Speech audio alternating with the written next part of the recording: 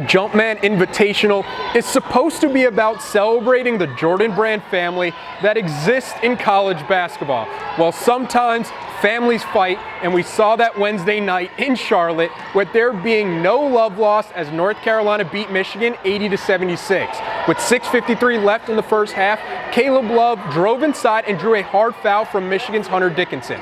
With Love on the ground, a skirmish ensued that resulted in a quadruple technical on Love and Armando Bacot, but also Michigan's Doug McDaniel and Dickinson. That moment changed the game. In the NBA, a technical foul doesn't count as a personal foul, yet at the college level it does, so it was monumental from Carolina's perspective for Dickinson to pick up his second foul in the span of 2 seconds, forcing him to sit out the remainder of the half.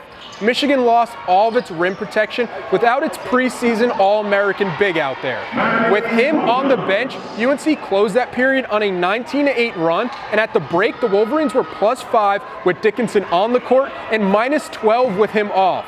And for the second consecutive year, it was Armando Bacot coming out on top in the matchup with his former AAU teammate, with Bacot going for a game-high 26 points. Bacot has been at his best of late. He's working extremely hard to catch the ball in low positions where he wants it, and when he catches, he looks 2 steps ahead of his defender with the confidence he is playing with in his post moves. Since returning from the extended road trip, you can see the emphasis that Carolina has put on playing inside out through Bacot. Since doing that, the offense as a whole has cleaned up its execution, and in those late game situations when Michigan kept trying to cut into the lead, the Tar Heels executed what they wanted to execute when they wanted to execute it.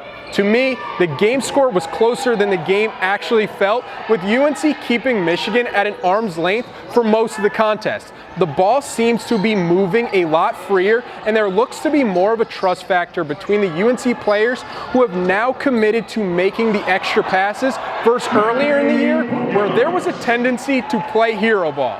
In transition too, the spacing has been tweaked by the coaching staff for the better to open up more of the court for the playmakers on the roster, and it's paying off in the results. Hubert Davis has gone away from ball screens where the ball was getting stuck to a more of an orchestrated movement to give UNC better looks in its freelance offense.